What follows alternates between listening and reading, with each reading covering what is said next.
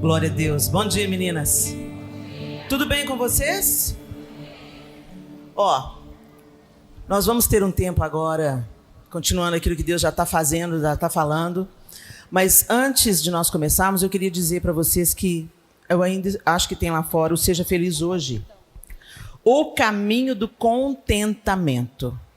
Se você está procurando um livro de autoajuda, não é esse. Esse é um livro de ajuda do alto. É um livro que confronta muitas das nossas pressões e que tem trazido tanta insatisfação à nossa vida, um sistema que está no mundo que esvazia aquilo que realmente tem valor e aquilo que realmente traz alegria e contentamento ao nosso coração. Contentamento é a base da alegria que vem do céu. Então, lá fora está disponível, vocês podem me levar para casa através desse livro. Sem mais delongas, eu queria que você abrisse a sua Bíblia comigo em 1 Reis, capítulo 19.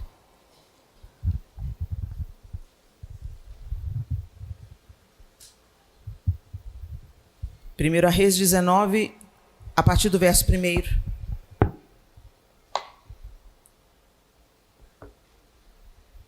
Qual que é o contexto aqui? Elias tinha acabado de confrontar os profetas de Baal no Monte Carmelo. Ele tinha acabado de sair de uma intensa batalha espiritual, vamos dizer assim, né? Ele confrontou o sistema que estava enganando o povo de Israel. E ele tem uma disputa ali no Monte Carmelo.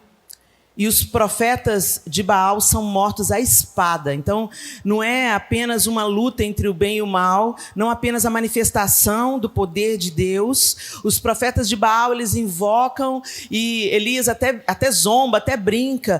Clama mais alto, talvez Baal esteja dormindo, talvez ele foi no banheiro. Clama mais alto aí, né? E depois, quando ele invoca o nome do Senhor, cai fogo do céu, consome tudo em volta do altar.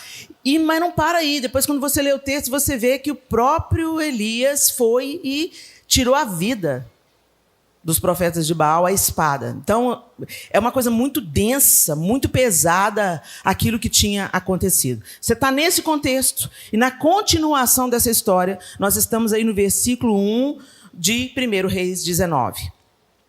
Acabe contou a Jezabel tudo que Elias havia feito, incluindo o modo como havia matado todos os profetas de Baal. Por isso Jezabel enviou esta mensagem a Elias: que os deuses me castiguem severamente se até amanhã, nesta hora, eu não fizer a você o que você fez aos profetas de Baal. Então, Jezabel está ameaçando Elias de morte. Elias teve medo e fugiu para salvar a vida. Foi para Berseba, uma cidade em Judá, e ali deixou seu servo. Depois foi sozinho para o deserto, caminhando o dia todo. Sentou-se debaixo de um pé de giesta e orou, pedindo para morrer. Olha que interessante o contraste. Ele fugiu porque estava com medo de quê? De morrer.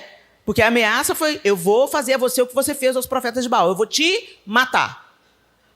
Aí ele vai para o deserto e pede para morrer. Você vê algum sentido nisso aí? Já basta, Senhor, disse ele. Tira minha vida, pois não sou melhor que meus antepassados que já morreram. Então ele se deitou debaixo do pé de giesta e dormiu.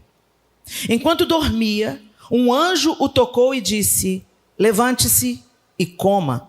Elias olhou em redor e viu perto de sua cabeça um pão assado sobre pedras quentes e um jarro de água. Ele comeu, bebeu e se deitou novamente. O anjo do Senhor voltou, tocou-o mais uma vez e disse: levante-se e coma um pouco mais. Do contrário, não aguentará a viagem que tem pela frente.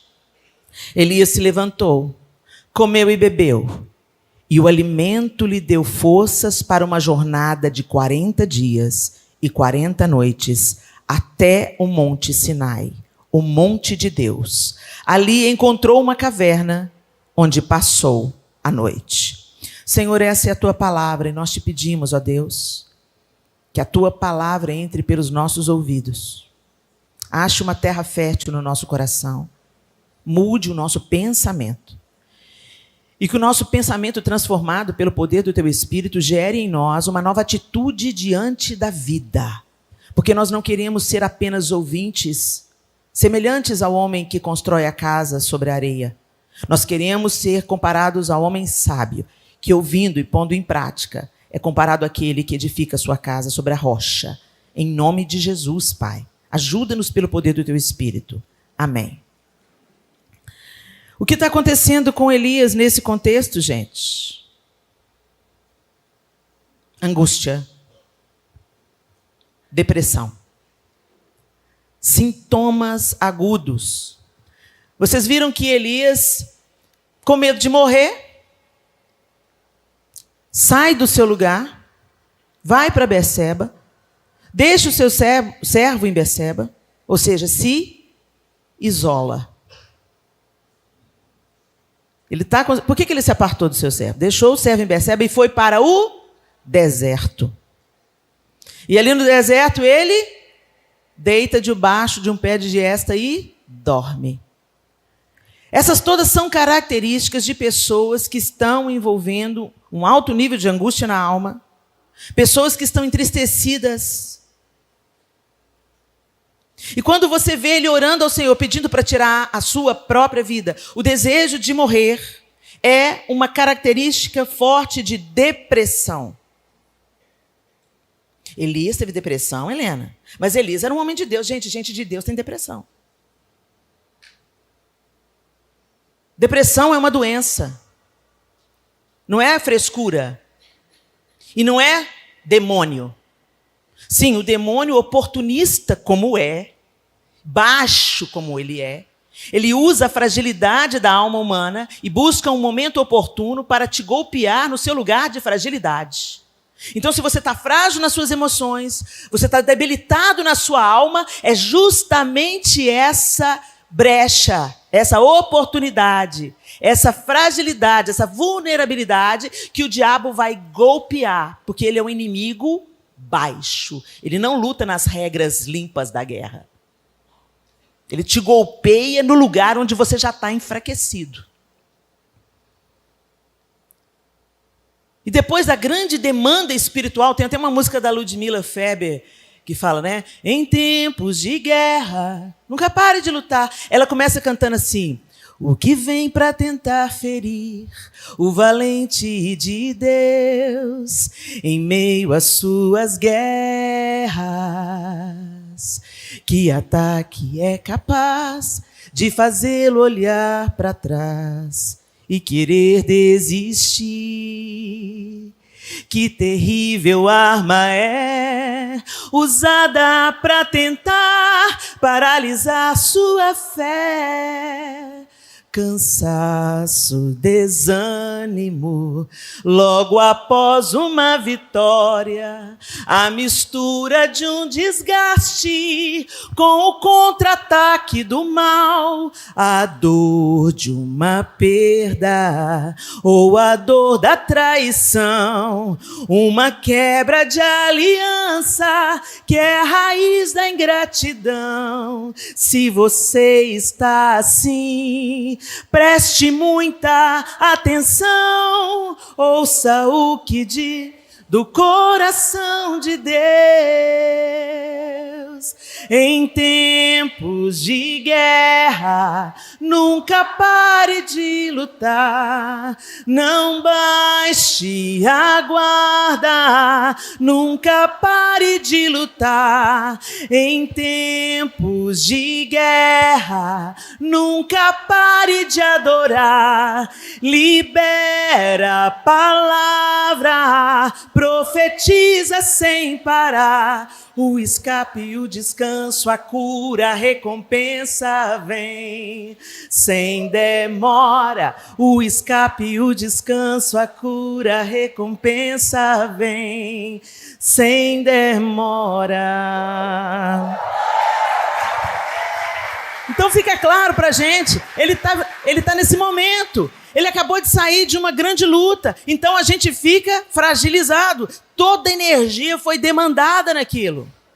E aí, o ambiente emocional se torna apropriado para a instalação da depressão, da angústia. Nos nossos dias, né? Do pânico, da ansiedade. Porque esse é o inferno. Ele vai esperar um momento apropriado e, como um parasita oportunista, ele entra te sugerindo: morre, tira a sua própria vida. Essa vida não tem jeito. Olha aí, Deus não ouviu sua oração. Onde que está Deus no meio dessa angústia? O mentiroso começa a exercitar as suas mentiras.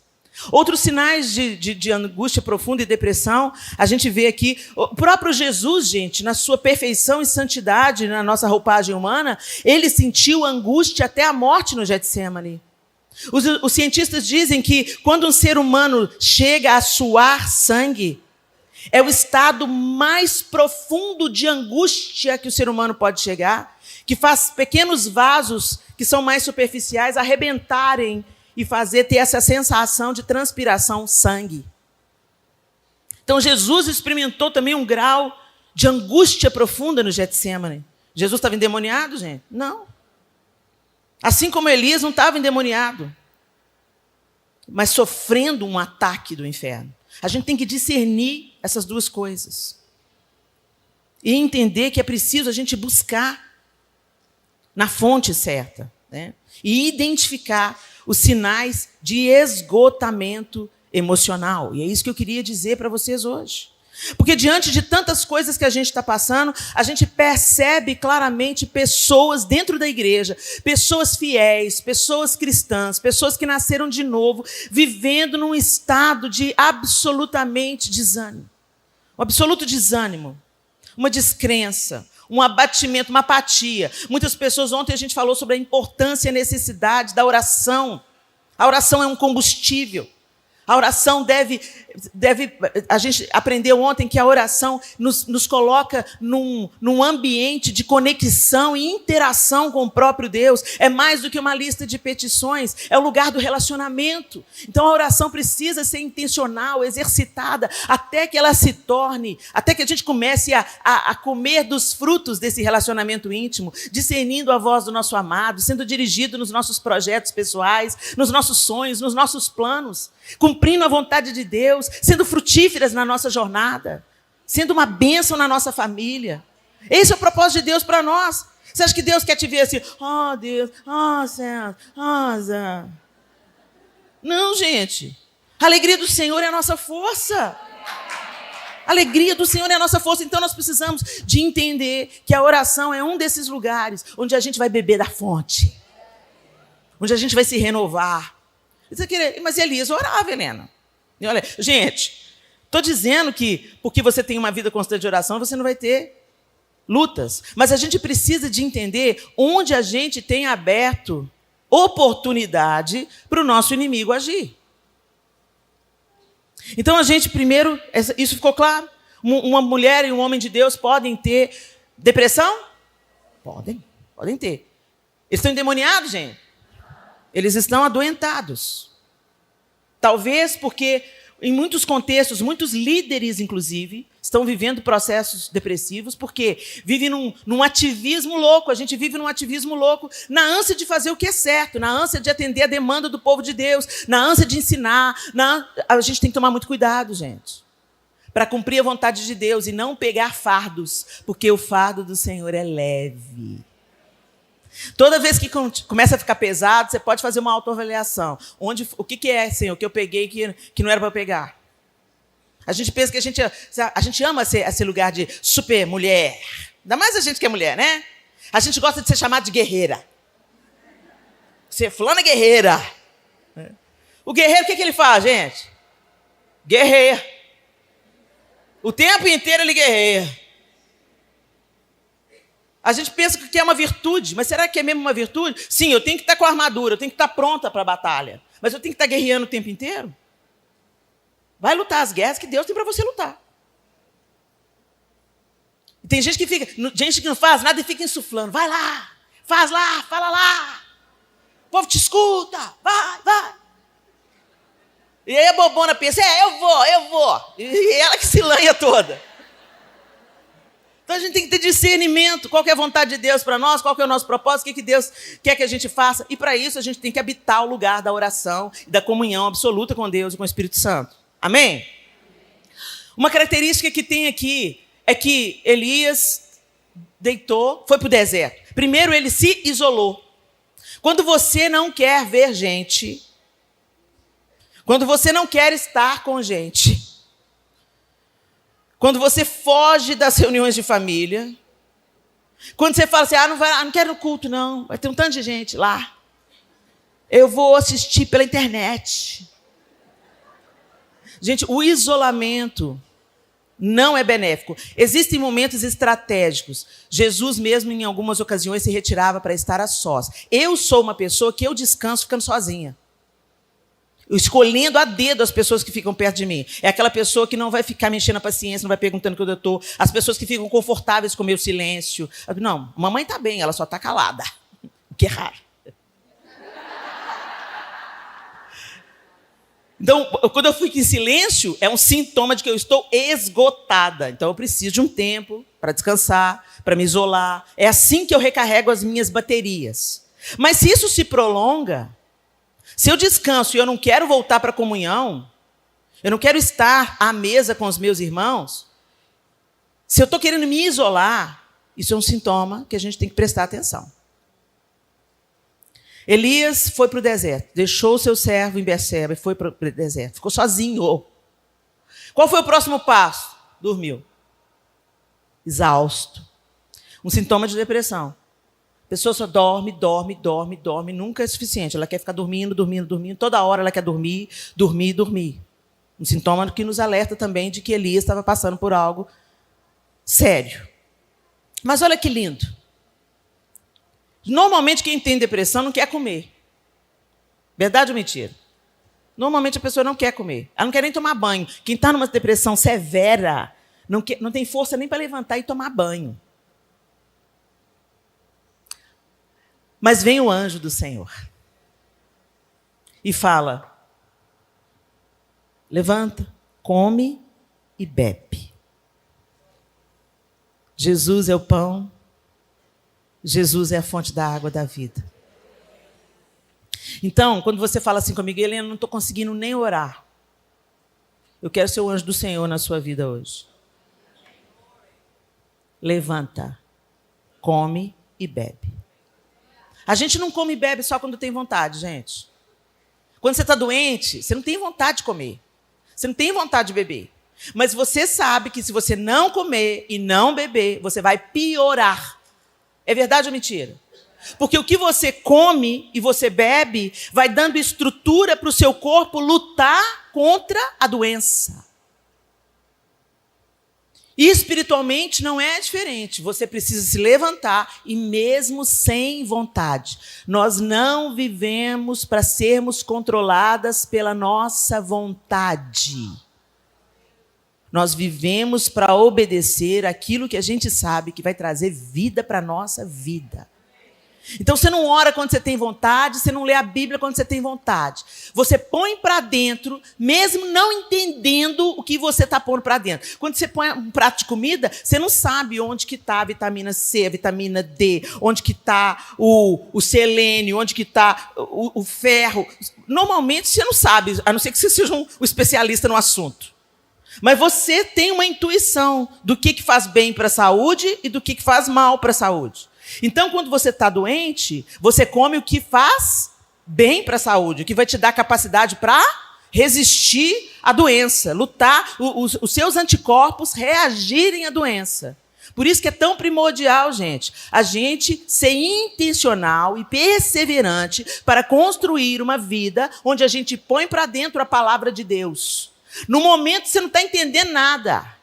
Compra uma linguagem mais simples. A NVT é uma ótima linguagem para você ler a Bíblia. A última vez que eu li a Bíblia, eu li pela NVT. É impressionante como as coisas vêm para você de uma maneira mais facilitada. Hoje tem livros que te facilitam entender o contexto que esse livro foi escrito. Redescobrindo Sua Bíblia. Quem aí acompanha o Redescobrindo a Sua Bíblia comigo no YouTube? Pois é, poucas pessoas, né? Porque se fosse Luquinho do Dia, estava bombando. Quem aí acompanha o Luquinho do Dia? A bomba. Mas Redescobrindo a Sua... é só Redescobrindo a Sua Bíblia. Luquinho do Dia não vai te manter firme no dia mau. Luquinho do Dia não vai te dar substância emocional para você lutar contra as hostes do inferno.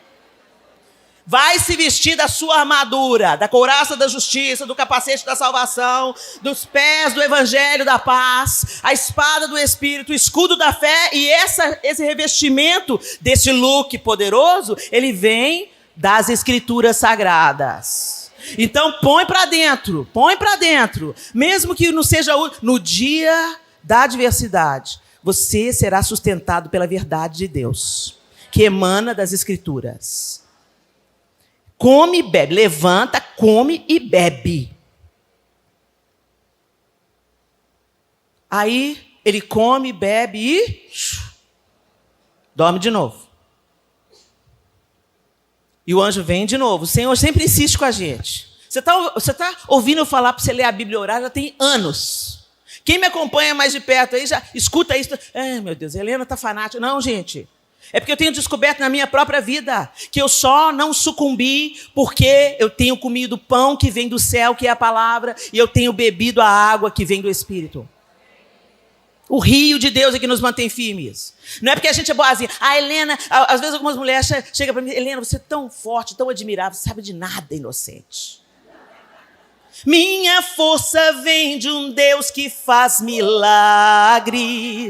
Minha fé está além do impossível.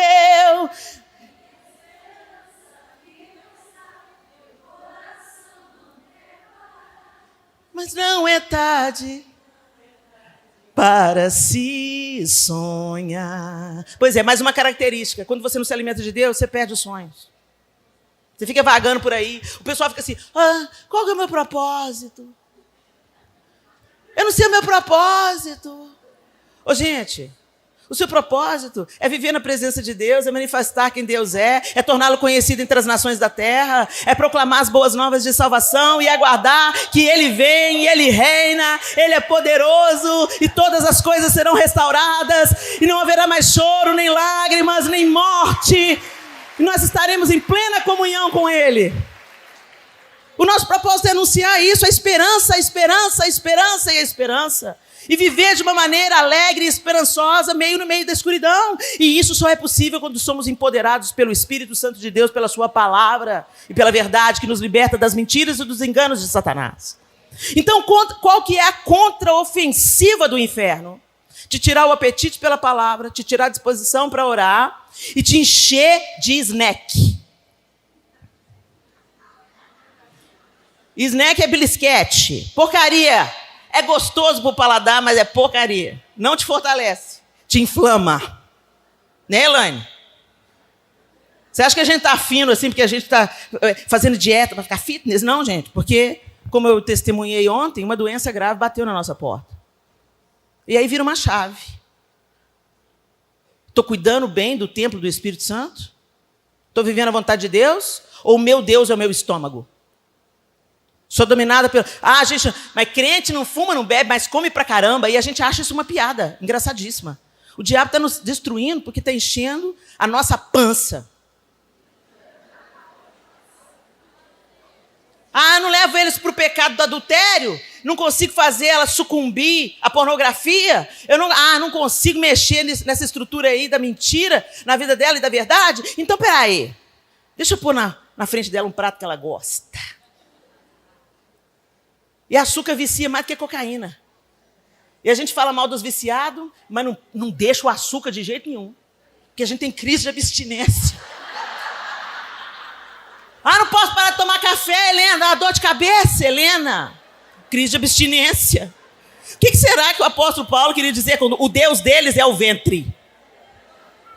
É brabo, né, gente? Eu sentia brabeza lá em casa.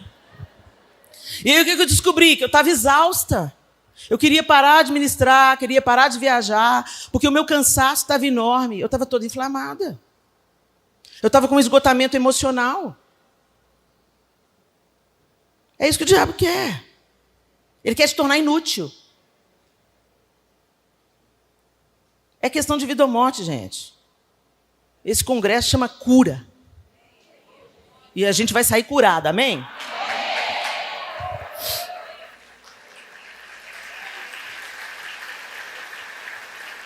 O que nos esgota hoje? O que nos esgota hoje? Além dessa inanição, né, por falta da palavra, da vida de oração. E não, gente, porque a vida de oração e leitura da Bíblia, ela pode ser incompetente. Se você faz só para dar o check na sua espiritualidade fake. Porque tem gente que lê a Bíblia, mas não muda. Tem gente que ora, mas continua com o coração peludo. É porque faz só para cumprir o protocolo e dizer, olha como é que eu sou espiritual. É o espírito do farisaísmo. Não, gente, a gente vai para a oração e pela palavra motivados pelo nosso amor a Deus. Eu quero estar no lugar da comunhão, eu quero estar no lugar do relacionamento. Ô, gente, tem vezes que eu estou lendo a Bíblia, eu fico tão fascinada. Uau, Deus só falou isso 400 anos antes. Uau! Um Deus verdadeiro que desenha o plano no Antigo Testamento e cumpre no Novo Testamento. 1.500 anos para escrever a Bíblia. 40 autores diferentes. E é uma narrativa linear, perfeita. E os filhos do capeta dizendo assim, não, a Bíblia não é toda a palavra de Deus. A Bíblia é um livro sobrenatural. A Bíblia é a palavra de Deus. E o Senhor... Não, mas teve alguns livros, os apócritas, os hipócritas, os apócrifos. Não é bem assim. Os homens é que decidiram. Foi um homem que morreu na cruz. Foi os homens que anunciaram os evangelhos. Foram os 12 discípulos que incendiaram uma nação. Deus usa homens. Apesar deles serem homens. O fato de sermos humanos não detém o poder de Deus. Ele vai estabelecer o que ele quer estabelecer. Por isso que esse livro é tão odiado e as tentativas de destruir a Bíblia estão crescendo. Temos que atualizar a Bíblia. Temos que reescrever a Bíblia. Não, gente, a gente tem que viver a Bíblia. A gente tem que deixar a Bíblia nos moldar e nos apresentar o caráter de Deus e nos movermos nesse caráter de Deus. Se a gente começar a relativizar a palavra de Deus, nós vamos tomar para nós só as partes que nos interessam. E a nossa carne sempre vai filtrar de um jeito que a gente viva vagabundamente. Então presta atenção nisso aí, fecha parênteses. O que nos esgota e nos adoece emocionalmente hoje? O que coopera para isso, além dessa falta de interação com Deus? Caos social. Notícias ruins. As notícias ruins, já comprovado pela ciência. Se você escuta 5 minutos de notícias ruins, você tem 5 horas de imunidade baixa. Ciência. Entendeu? Porque muita gente morreu na pandemia. Fica assistindo más notícias. Fica se enchendo de más notícias. E alguns meios de comunicação trabalharam ardentemente para você só conhecer a desgraça e a má notícia. Por isso que o evangelho é chamado de boas notícias. Esperança, boas notícias. Né? Ô, Elaine, vem cá, chega aqui, compartilha aqui. Pode vir, amor, pode vir, sem culpa. Vem. A gente veio conversando no carro sobre alguns estudos feitos com pessoas não cristãs. Compartilha com a gente o que você compartilhou comigo no carro. Alguns estudos têm sido demonstrados agora, nesses últimos anos, e um deles sobre imunidade, eles pegaram 67 estudantes americanos e colocaram para assistir o filme da Madre Teresa de Calcutá, e 67 estudantes para assistirem o filme de Hitler. E eles mexeram na imunidade, eles fizeram os exames antes e depois do filme. Aqueles que assistiram o filme da Madre Teresa de Calcutá, eles saíram com a imunidade altíssima, e os outros não. Um outro estudo muito interessante foi um exame de PET scan, que é aquele exame que se faz para câncer. Então, eles colocavam as pessoas na máquina e viam as imagens. E depois, eles faziam a pessoa recitar o Salmo 23. Depois que a pessoa recitava o Salmo 23, entravam na máquina e as imagens melhoraram.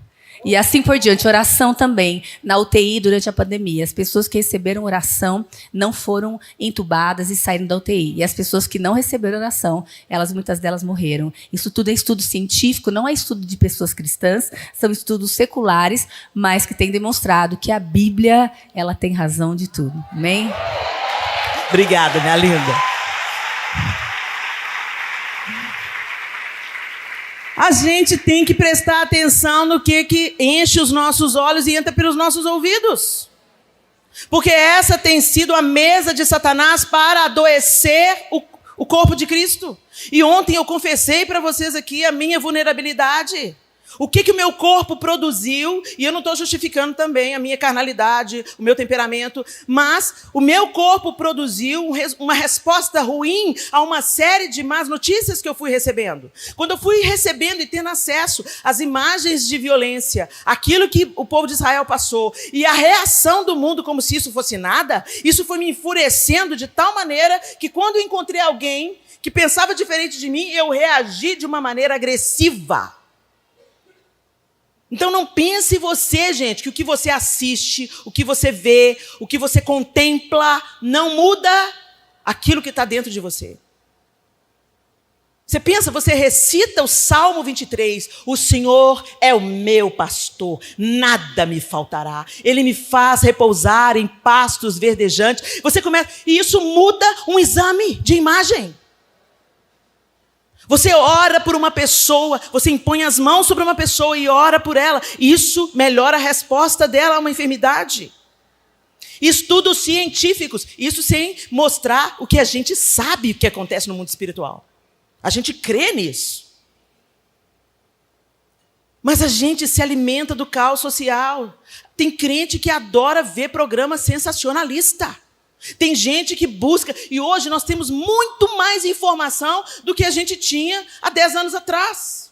Antes você tinha notícia no final do dia, no telejornal. Hoje você está na palma da sua mão, em tempo real, com notícias do mundo todo. E grande parte dessas notícias são notícias péssimas.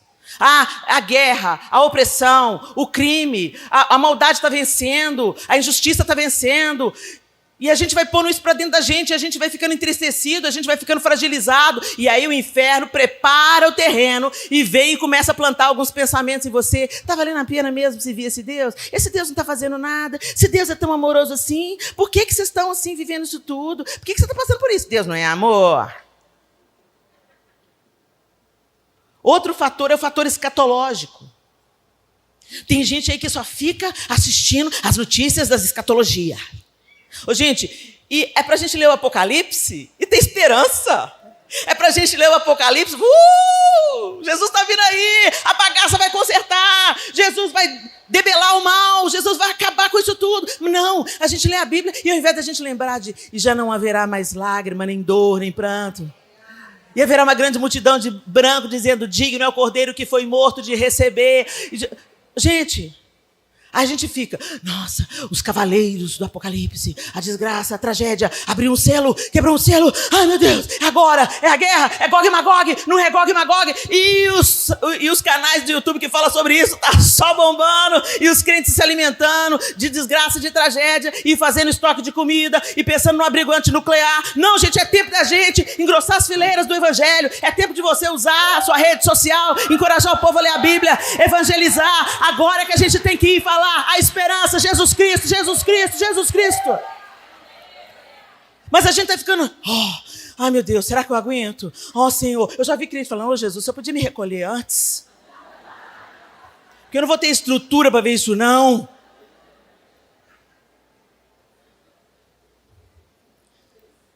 Só usando esse exemplo de Israel. O mundo está se tornando um lugar inóspito para os judeus, sim ou não? várias manifestações em muitos países, atacando os judeus, encurralando os judeus nas universidades. O que está fazendo? O que você vai produzir? O que vocês acham que você vai produzir? A volta em massa do povo de Israel para a terra deles. Isso é cumprimento de profecia. Deus zela pela sua palavra e Ele vai fazer com que ela se cumpra. A gente não sabe os meios que Ele vai usar, mas Ele vai fazer com que ela se cumpra. Então, ao invés da gente colocar o olho no desespero, a gente vai colocar o olho no que o Senhor está regendo a história humana.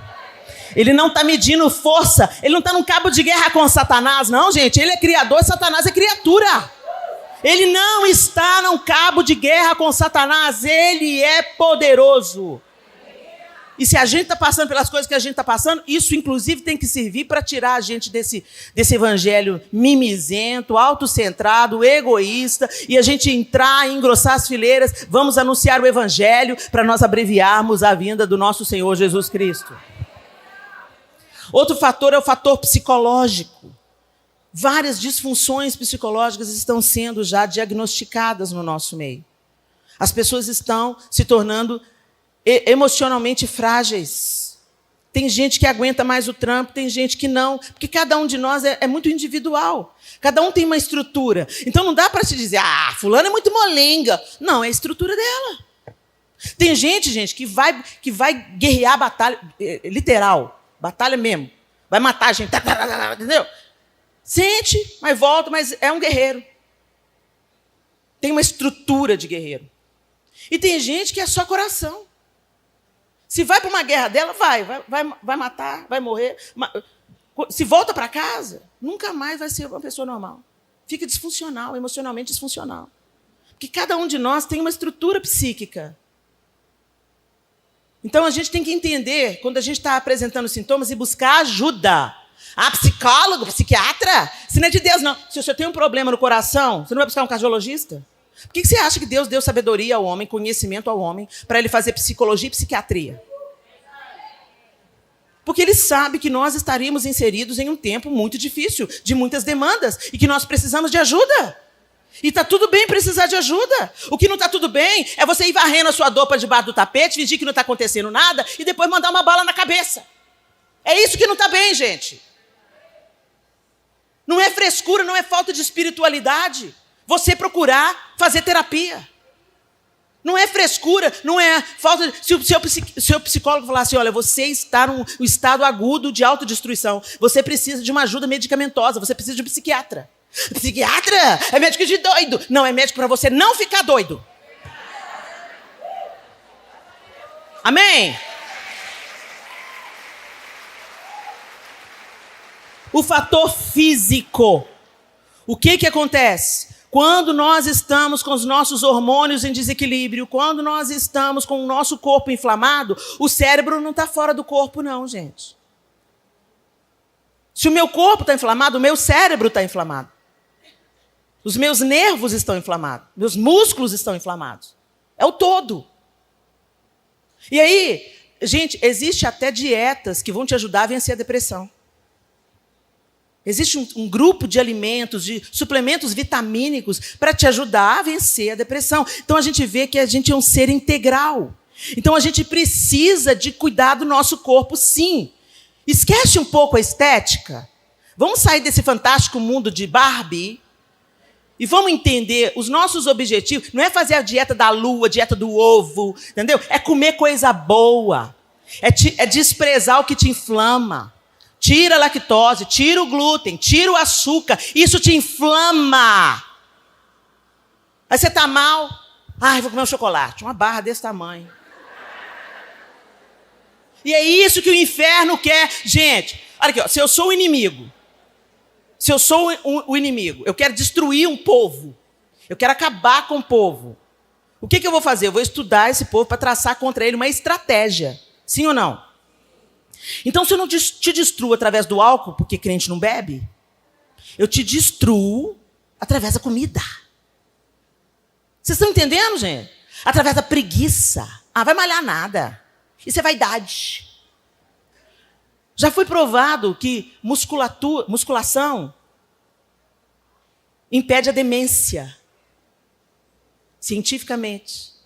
O diabo quer te ver demente, sem razão, sem organização nos seus pensamentos. Ele não quer você útil até o seu último dia de vida. Ele não quer você pregando o evangelho até o seu último dia de vida. Ele não quer você testemunhando. Ele quer fazer você sucumbir. Se a gente não consegue lutar a batalha contra o garfo, você quer vencer o diabo?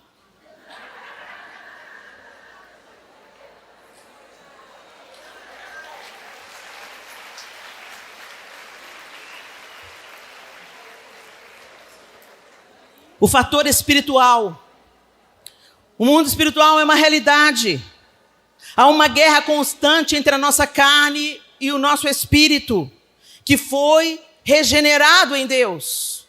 Nós não temos apenas um espírito humano, nós temos um espírito humano selado pelo Espírito Santo de Deus. O mesmo poder que ressuscitou Jesus dentre os mortos habita em você. Entendeu como é que nós somos indesculpáveis? Por isso que a gente é orientado, não apagueis o Espírito. Não, em outras traduções, não entristeçais o Espírito Santo. Então, quando a gente deixa a nossa carne governar sobre o nosso espírito, nós estamos entristecendo o Espírito Santo. Nós estamos apagando o poder do Espírito Santo. E essa guerra contra a carne e o espírito, ela é diária. Então, você precisa nutrir o seu espírito e matar a sua carne de fome. Por que vocês acham que foi instituído por Jesus o jejum? Quando tem as orientações para o jejum, Jesus não fala assim, se vocês um dia quiserem jejuar. Não, ele fala, quando vocês jejuarem. Porque ele falou assim, um dia o noivo será tirado, e então jejuarão. O povo perguntava para Jesus, por que seus discípulos jejuam e os discípulos de João Batista jejuam? Ele falou assim, porque tem razão para jejuar enquanto o noivo está com eles? Não, mas o noivo vai ser tirado. Então vocês jejuarão até que ele volte. E, gente, eu já passei por lutas sem jejum e com jejum. E eu vi na prática, quando eu jejuo, o meu espírito fica forte. Eu reajo de uma maneira diferente às intempéries da vida. Mas quando eu não jejuo, e pelo contrário, eu estou mantendo a minha carne bem nutrida da sua vontade, dos seus prazeres, das suas delícias, mesmo quando eles são mortais para o meu corpo, eu sucumbo, eu fico enfraquecida espiritualmente. Então, o jejum é uma prática que deve ser retomada na nossa vida. Inclusive, existem estudos científicos sobre os benefícios do jejum no nosso corpo. E aí você vê como o nosso espírito está conectado ao nosso corpo. Sinais de esgotamento emocional. Vamos ver se vocês entram em algum aqui. São sinais que podem te ajudar a identificar se você está em esgotamento emocional ou não. Hiperdimensionar os problemas. Tem um problema, assim, meu Deus. É um problema que todo mundo enfrenta, mas quando chega na sua vez, você não, isso não dou conta, não, isso é muito grande para mim, eu não vou dar conta. Igual esse caso dessa pessoa que falou assim, Deus podia me recolher. Porque o mundo está muito ruim. Você ficou sabendo o que aconteceu? Você viu a sentença que saiu para fulano de 17 anos de cadeia inocente? Você viu a guerra na Ucrânia? Você viu as criancinhas na Palestina? Você viu... Isso é problema grave, gente. Mas tem gente que faz de um problema. Minha nora está virando a cara para mim.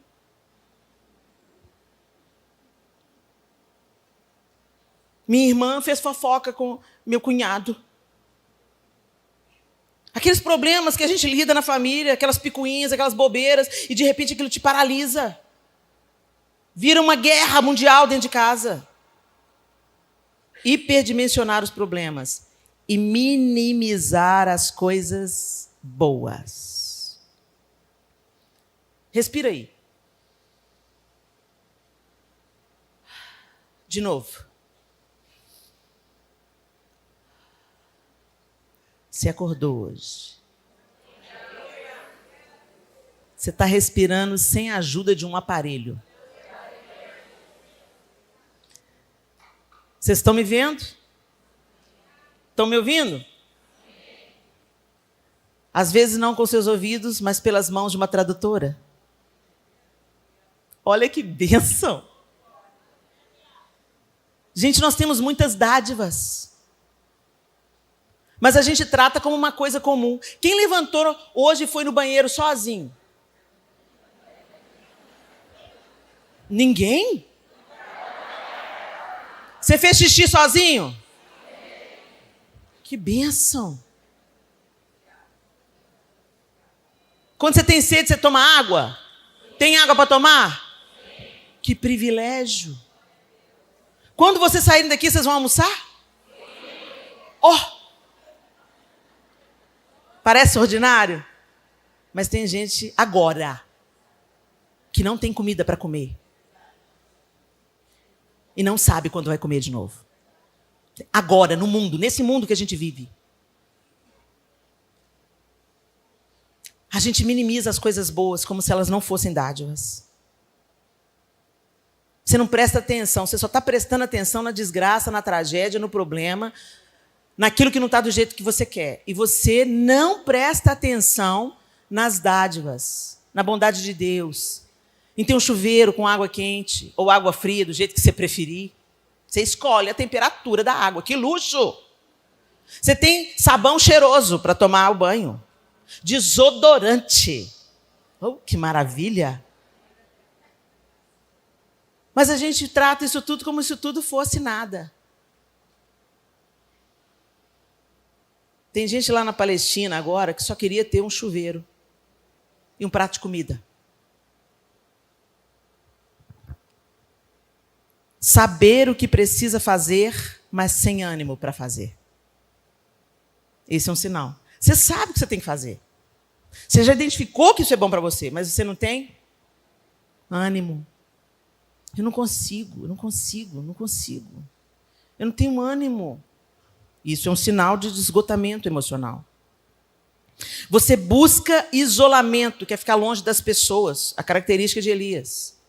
E isso é um sinal de esgotamento emocional. Isso não é normal, gente. O ser humano, ele é social, ele precisa um do outro. Nós precisamos uns dos outros. Quando vem um movimento contrário a isso, não é timidez, não, gente. Porque mesmo o tímido, ele precisa das pessoas. Quando você entra num processo de querer se isolar, isso é um sinal de esgotamento emocional. Outro sinal de esgotamento emocional é a distorção da sua identidade. Você é cheio de talento, cheio de dons, as pessoas te admiram, as pessoas te respeitam, as pessoas reconhecem como você é uma bênção, mas você... não sou assim, não. Sou feia, chata, boba e cagona.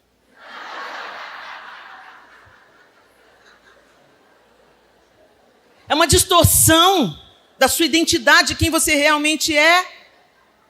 Sabe? Fica, arrastando um defunto emocional, fica, ai, meu Deus, mas por que eu sou assim? Mas por quê? Ok, gente, a gente não é perfeito, não, mas o Senhor quer nos aperfeiçoar, nós estamos no processo. Humildade não é ficar assim, oh, vida, oh, céus, oh, azar, autoflagelo, isso não é humildade, não, gente. Porque o autoflagelo é você no centro do mesmo jeito, é a outra face da mesma moeda, que é o orgulho.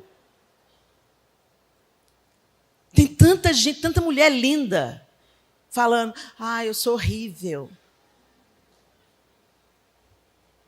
Hoje você está falando muito de autoestima, né? Autoestima. A nossa autoestima, gente, ela pode ser consertada por um banho de loja, uma cirurgia plástica e um cabeleireiro, mas isso não cura a sua identidade. Você pode mudar o que for para o lado de fora, é temporário, é band-aid. O que cura a maneira como a gente se vê é a nossa identidade alinhada pelo Senhor, por Deus. Nós entendemos que somos filhas de Deus. E um sinal de esgotamento agudo é a afetação da nossa fé. Quando a gente passa a desacreditar. Será que Jesus veio mesmo? Será que eu não estou num devaneio coletivo? Será que isso não é um surto? Será que eu não estou no estado de negação? Será que o povo que está lá fora vivendo a vida doida, será que eles que estão certos? Gente, isso são conflitos que passam pela mente de quem está em esgotamento emocional e tem fé. A gente começa a colocar em xeque. Será que eu creio nisso mesmo? Será que é isso tudo mesmo? Será que Deus faz milagre hoje mesmo? E às vezes a gente vê maus exemplos e firma a nossa fé nos maus exemplos. Mas tá vendo? O outro lá, era pastor, mas matou a mulher dele. Gente, Jesus disse que os bodes e as ovelhas estariam juntos, que o joio e o trigo iam estar juntos, e quem faz a separação é ele. Se o outro não está vivendo uma vida santa, se o outro não está dando fruto, isso não pode afetar aquilo que o Senhor fez por você, a pessoa de Cristo, quem Ele é, a sua verdade. Mas quando você está num estado de esgotamento emocional, você fica com a sua fé abalada. E existem 3 sintomas físicos que também são sinais de esgotamento emocional. Dormir mal. Quando eu falo dormir mal, gente, é insônia ou dormir demais. Isso é sinal de esgotamento emocional. Quando você não consegue dormir, chega de noite, você fica igual um zumbi pela casa. Ou então, quando você dorme com várias interrupções no seu sono, você não tem um sono de qualidade, e aí isso gera uma vontade de dormir durante o dia. Chega depois do almoço ali, você fica capengando, e na hora que você tem que dormir, você não dorme. Essa disfunção no sono da gente, ela pode ser um sinal do nosso esgotamento emocional. Irritação. Coração peludo. Ninguém fez nada. Você já sai da cama querendo matar um. Pode ser esgotamento emocional ou hormônio endemoniado. Falhas de memória. Sim, falhas de memória podem ser resultado do Covid. Pode ser já um sintoma da sua vida que não exercita os músculos do corpo. Mas falhas de memória também podem ser sinais de esgotamento emocional. E quais são as soluções para isso? Você precisa de entender que quem você é mais importante do que aquilo que você faz. O que você faz tem que ser a consequência de quem você é. Você não faz para ser. Você faz porque você é. Você serve ao Senhor porque você tem segurança na sua identidade. Você sabe qual é a vontade de Deus para você. Você tem disposição de anunciar a verdade que te libertou. Você tem disposição para encorajar outras pessoas nas suas debilidades. Você tem disposição. E isso é gerado por quem você é. Porque se você inverte as polaridades, isso vai te trazer muito peso. Então, a primeira coisa que você tem que entender, que você é. Você é quem? Você é filha de Deus.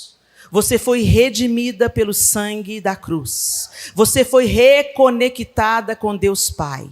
Você era criatura e agora você é chamada filha de Deus. E o DNA de Deus está querendo ser implementado em você, uma vez que você foi feita nova criatura. É para isso que o Espírito Santo nos foi outorgado. O Espírito Santo nos foi dado para forjar no nosso caráter, o caráter de Cristo, para forjar nas nossas emoções, as emoções de Cristo, para formar Cristo em nós, a esperança da glória. Você precisa de entender que o que você é, repete comigo, o que eu sou é mais importante do que aquilo que eu faço. Gente, hoje eu estou pregadora do Evangelho no púlpito. Amanhã eu posso ser uma faxineira. Lá na aldeia Nissi, lá na África. Eu já estive cantora. Eu já estive em ministério infantil.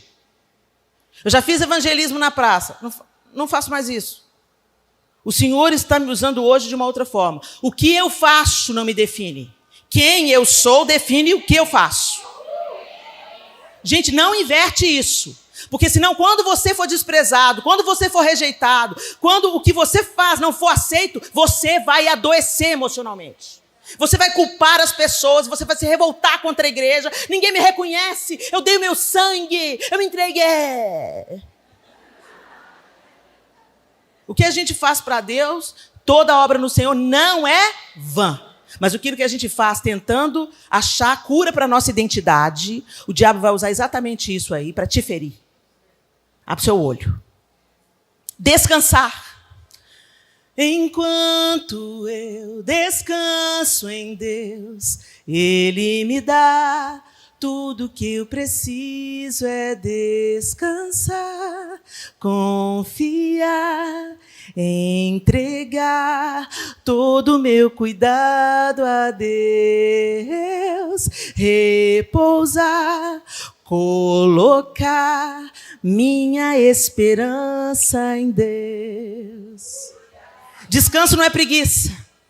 Descanso é 6 dias de trabalho, 1 dia de pausa. 6 dias de trabalho, 1 dia de pausa. Trabalho e desfrute. Trabalho e desfrute. O Senhor estabeleceu essa ordem. E quando você descansa, não é só descanso. O descanso é contemplação do belo. Quando você para diante de um pôr do sol, né? Pessoal, está dando uma receita aí científica também para desintoxicar das telas. 2 horas de exposição ao verde, ao ar livre, e pés no chão, na terra. Isso te desintoxica das telas. Descansa. Deus, que é Deus, descansou, por que você acha que você não pode descansar? Você não precisa descansar. Não, descanse não, tem tempo para descansar não. A gente descansa no céu. Obedeça a Deus, gente, obedeça a Deus, obedeça a Deus. Deus mandou descansar, descansa. Cuidar da saúde física. Não vou ser redundante aqui. Come direito e vai fazer exercício. E não faça só a caminhadinha, não, você precisa de musculação. Se você for para uma UTI, sabe o que te mantém viva lá dentro? Massa muscular. É da massa muscular que vai ser retirado a força para combater, seja lá o que você estiver enfrentando dentro de uma UTI. Você fica muito tempo paralisado, você fica muito tempo. Se não tem de onde tirar, a sua chance de sucumbir é maior. Então você precisa de se exercitar além da caminhada. Você precisa de fazer exercício para desenvolver músculo. Estou falando para você virar autorofilista, não, gente. Estou falando para você exercitar os seus músculos. Para ter funcionalidade até na sua velhice. Para abaixar, levantar, correr, atrás de um ônibus. E, finalmente, colocar para fora, diante de Deus e diante das pessoas. Quando Elias sai, ele recebe aquele alimento, um alimento sobrenatural, que sustentou ele durante 40 dias. E ele caminhou até o Sinai. E quando ele chegou no Sinai, ele fez o quê? Entrou dentro da caverna. Ainda estava nesse espírito. Mas lá na caverna, Deus se manifestou a ele. E Deus pergunta para ele, o que você está fazendo aí, Elias? E ele fala. Ele põe para fora. Gente, a gente tem que pôr para fora. Uma das dinâmicas da oração é essa. Fala com Deus. Está cansado? Senhor, eu estou cansado. O Senhor está uma raiva. Senhor, eu estou toda trabalhada no ódio. Põe suas 2 mãos em mim, porque eu sei que isso não vem do Senhor. Põe suas 2 mãos em mim, Jesus. Me segura aqui. Conta para Deus, Senhor. Em vez de você fofocar para a irmã, que não vai poder resolver o seu problema, e você ainda contamina o coração dela, Senhor, te contei. Senhor, deixa eu te contar. O João talhou meu sangue, Jesus. Nunca, né, meu bem?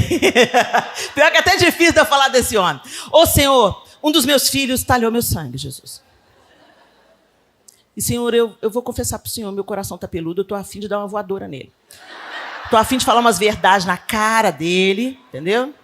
Mas eu sei que essa é na sua vontade, Senhor, então me ajuda aqui. Vem aqui, Senhor, me fortalece com o teu Santo Espírito. Blá, blá, blá, blá, blá, blá, blá, e você começa a orar, chorar, babar. Quando você levanta dali, você está boa. Mas não é só o Senhor. Nós precisamos uns dos outros. Então você precisa de aprender a pôr para fora. Gente, por que as nossas avós não precisavam de terapia? Porque elas não tinham problema? Claro que tinha. Mas tinha aquele banquinho, não sei como é que era aqui. Tinha um banquinho na calçada. Ela sentava ali para olhar os meninos brincando na rua. A vizinha vinha e sentava também. E elas começavam, nossa, fulano. Ela falando, fulano, solta essa bola. Não, fulano tá tão egoísta, gente, tô tendo um trabalho com ele. A outra, fulano também teve essa fase, boba. Isso passa. Você faz o seguinte, você faz isso, aquilo outro. A fulano tá com uma dor de barriga, tem um chazinho assim, e você... Ali, ó. Tinha banco em todas as casas, não sei aqui, gente, mas em São Paulo, tinha nas calçadas, em São Paulo, em Minas Gerais, tinha nas calçadas, em Belo Horizonte, Sete Lagoas, onde minha avó morava, onde eu passava as minhas férias, toda casa tinha um toquinho, um meio-fio que tinha sobrado, elas faziam um banco de cimento de alvenaria. Às vezes os caras, quando construíam o muro, já construíam o banquinho. Hoje não dá para ter banquinho, quando surge o motoqueiro, todo mundo sai correndo. Então Deus providenciou os terapeutas, aleluia.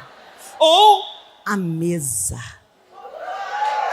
O poder da mesa. A mesa. A gente precisa de aprender a se sentar à mesa. A mesa da comunhão, não a mesa da fofoca. A mesa do compartilhar, a mesa do orar. A mesa onde o outro vai ter liberdade de abrir o coração e o segredo dela vai ser protegido e não espalhado. Não é à toa que o Senhor ordena a sua mesa, a sua bênção na mesa, uma ordenança. Vocês vão partir o pão, vocês vão beber do cálice em memória de mim. Vocês vão se sustentar mutuamente. O meu corpo, a minha igreja vai se assentar e vai participar da minha mesa, a mesa do Senhor. Nós precisamos, gente, Tiago 5, 16 e 18, diz assim, portanto, confessem seus pecados uns aos outros e orem uns pelos outros. A oração aí de novo. Orem uns pelos outros para serem curados. A gente está doente porque a gente não compartilha os nossos fardos e porque a gente não ora uns pelos outros.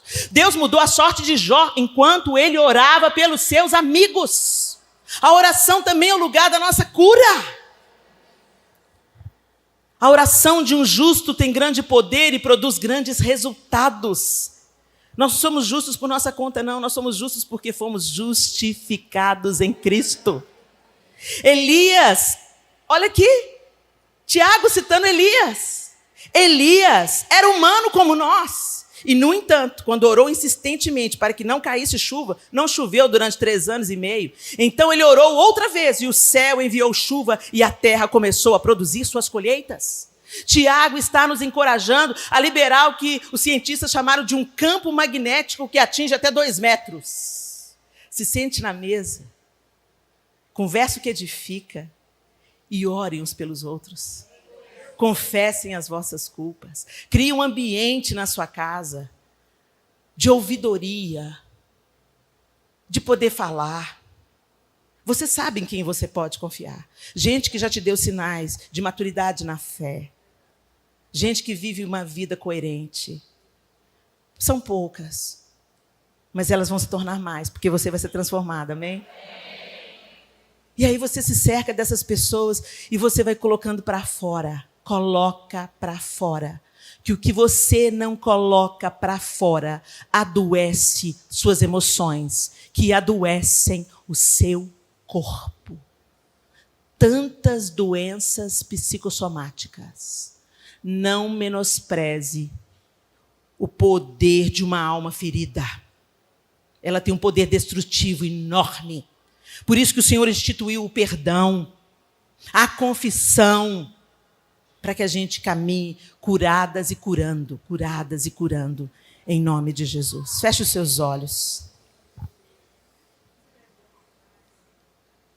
O Senhor está nos alertando, nos chamando a atenção, apontando para o remédio que Ele é.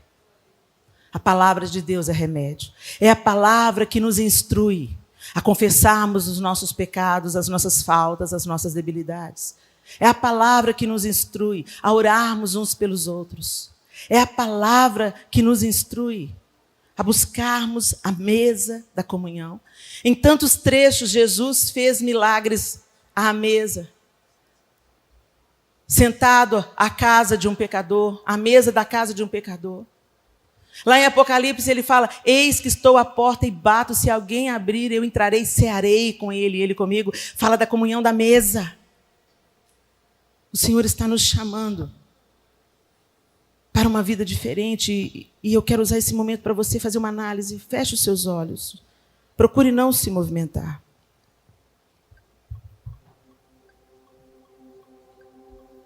Como é que você está vivendo a sua vida?